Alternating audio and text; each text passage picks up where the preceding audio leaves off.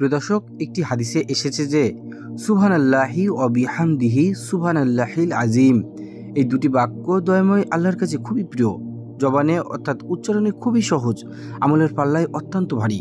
সহিহ বুখারী হাদিস নম্বর 6406, 6682 ও 7563 নম্বর হাদিস। আর মুসলিম শরীফে আছে 2694 নম্বর হাদিসে। তিরমিজি 3467, ইবনে মাজাহ 3806 নম্বর হাদিস। রিয়াদুস সালিহিন হাদিস নম্বর 1416। আর একটি হাদিসে এসেছে যে আল্লাহর নিকট সর্বাধিক প্রিয় বাক্য হলো সুবহানাল্লাহি ওয়া বিহামদিহি। মুসলিম শরীফের হাদিস, হাদিস নম্বর 2731, তিরমিজি শরীফের হাদিস, হাদিস নম্বর 3593, আহমদ শরীফের হাদিস 20813 ও 20919 ও 21019, রিয়াদুস সালিহিন 1420। প্রিয় দর্শক, আরও একটি হাদিসে এসেছে যে ব্যক্তি প্রতিদিন 100 বার সুবহানাল্লাহি ওয়া বিহামদিহি বলবে তার গুনাহগুলো ক্ষমা করে দেওয়া হবে, তা যদি সমুদ্রের ফেনা পরিমাণও হয়। সহিহ বুখারী পর্ব 80, অধ্যায় 65, হাদিস নম্বর 6405। আরও একটি হাদিসে এসেছে যে ব্যক্তি সকাল সন্ধ্যায় সুবহানাল্লাহি ওয়া বিহামদিহি 100 বার পাঠ করবে, কিয়ামতের দিন তার চেয়ে শ্রেষ্ঠ বাক্য নিয়ে আর কেউ উপস্থিত হতে পারবে না, সে ব্যক্তি ব্যতীত যে এর সমপরিমাণ বা এর চেয়ে বেশি পড়বে। সহিহ মুসলিম হাদিস নম্বর 2692, তিরমিজি হাদিস নম্বর 3469, আহমদ শরীফের হাদিস 8855 নম্বর।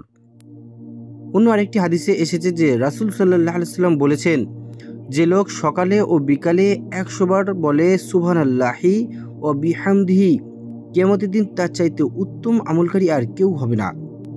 সুপ্রিয় দর্শক, অন্য আরেকটি হাদিসে রাসূল সাল্লাল্লাহু আলাইহি ওয়াসাল্লাম সালাতে রুকু ও সাজদাতে সুবহানাল্লাহি ওয়া বিহামদিহি 3 বার পড়ার সমপরিমাণ সমান অবস্থান করতেন।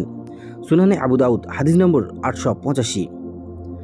অন্য আরেকটি হাদিসে রাসূল সাল্লাল্লাহু আলাইহি ওয়াসাল্লাম বলেন, যে কালাম আল্লাহ তাআলা তার মালাইকার ফেরেশতাগণের জন্য পছন্দ করেছেন তা হলো সুবহানাল্লাহি ওয়া বিহামদিহি।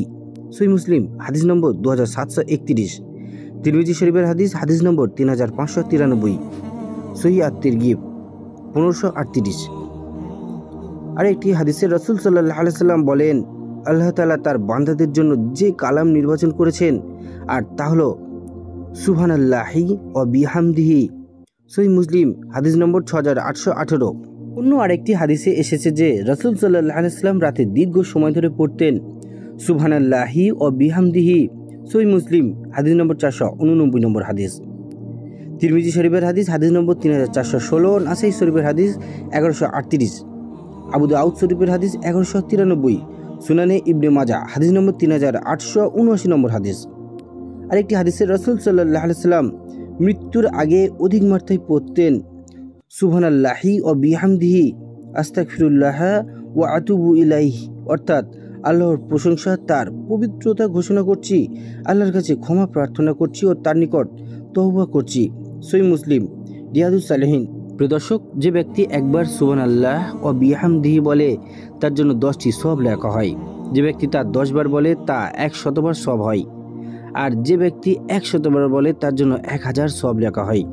এবং যে ব্যক্তি তা এর চেয়েও বেশি বলে আল্লাহ তাআলা তাকে আরও অধিক সওয়াব দান করেন।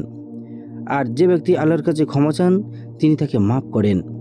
আল্লাহ তাআলা মুসলিম উম্মাহকে সব সময় গুরুত্বপূর্ণ এ তাসবিহটি বেশি বেশি পড়ার তৌফিক দান করুন। আমিন।